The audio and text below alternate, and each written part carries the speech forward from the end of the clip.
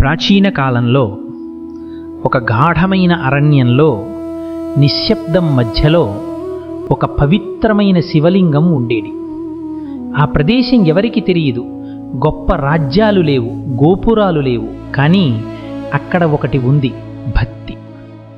ఆ శివలింగాన్ని 3 జీవులు పూజించేవి. ఒకటి చిన్న సాలీడు, ఒకటి భయంకరమైన పాము, మరోటి బలమైన ఏలుగు. 3 రూపాలు, 3 మార్గాలు, కానీ ఒకే లక్ష్యం, శివుడిపై భక్తి. సాలీడు ప్రతిరోజు శివలింగం దగ్గరికి వచ్చేది.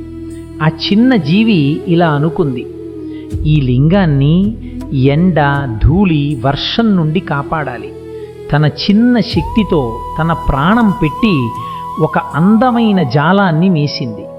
ఆ జాలం అది దేవుడికి ఇచ్చిన తన రక్షణ. ఇక పాము, అది అరణ్యంలో సంచరిస్తూ అత్యంత విలువైన రత్నాలు సేకరించి ప్రతిరోజు వచ్చి ఆ రత్నాలను శివలింగం మీద సమర్పించేది. ఇదే నా సేవ అని. మరోవైపు ఏనుగు ప్రతి ఉదయం నది దగ్గరికి వెళ్ళి తన తొండంలో పవిత్రమైన నీరు తీసుకువచ్చి శివలింగాన్ని శుభ్రంగా కడిగి పూలు సమర్పించేది. శుభ్రతే శివమన్నట్టు రోజులు గడుస్తున్నాయి, భక్తి పెరుగుతోంది. కానీ ఒక చిన్న సమస్య పెద్ద ఘర్షణగా మారింది. ఏనుగు ప్రతిరోజు కడిగినప్పుడు పాము పెట్టిన రత్నాలు పోతున్నాయి. సాలీడు నేసిన జాలం చెదిరిపోతుంది. పాము కోపంగా మారింది. నా పూజను ఎవరు తొలగిస్తున్నారు అని ఒకరోజు పాము దాగి చూసింది. ఏనుగు వచ్చి శివలింగాన్ని కడుగుతోంది. అది చూసిన పాము కోపంతో ఏనుగుపై దాడి చేసింది. అకస్మాత్తుగా అక్కడ ఒక యుద్ధం మొదలైంది.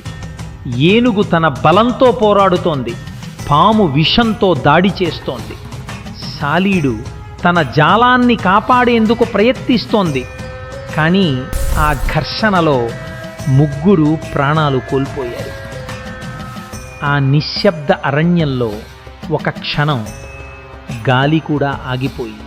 అప్పుడే ఒక ప్రకాశం, ఒక దివ్య కాంతి, పరమశివుడు, శివుడు ఆ 3 జీవుల భక్తిని చూశారు. వారి పద్ధతులు వేరువేరు, కానీ వారి హృదయం ఒకటే, నిజమైన భక్తి. శివుడు చిరునవ్వుతో అన్నాడు, మీరు మీ విధంగా చేసిన పూజ నాకు ఎంతో ప్రీతికరం. 3కి మోక్షం ప్రసాదించాడు. ఆ రోజు నుండి ఆ ప్రదేశం పవిత్రమైంది. శివుడు ఇలా ప్రకటించాడు, ఈ 3 భక్తుల జ్ఞాపకార్థం ఈ స్థలం వారి పేర్లతో ప్రసిద్ధి చెందాలి. సాలీడు శ్రీ, పాము కాల, ఏనుగు హస్తి. శ్రీ ప్లస్ కాల ప్లస్ హస్తి సమానం శ్రీకాళహస్తి. ఆ పేరు కేవలం ఒక పేరు కాదు, అది భక్తి యొక్క చిహ్నం. కాలం గడిచింది, అరణ్యం క్షేత్రంగా మారింది. గోపురాలు ఎగసిపడ్డాయి, భక్తులు వచ్చారు, పూజలు మొదలయ్యాయి. అక్కడ వెలిసింది వాయులింగం. శివుడి కృప కొనసాగింది. దేవుడు పద్ధతిని కాదు, హృదయాన్ని చూస్తాడు. నిజమైన భక్తి ఎప్పుడూ దేవుని చేరుతుంది. ఓం నమః శివాయ.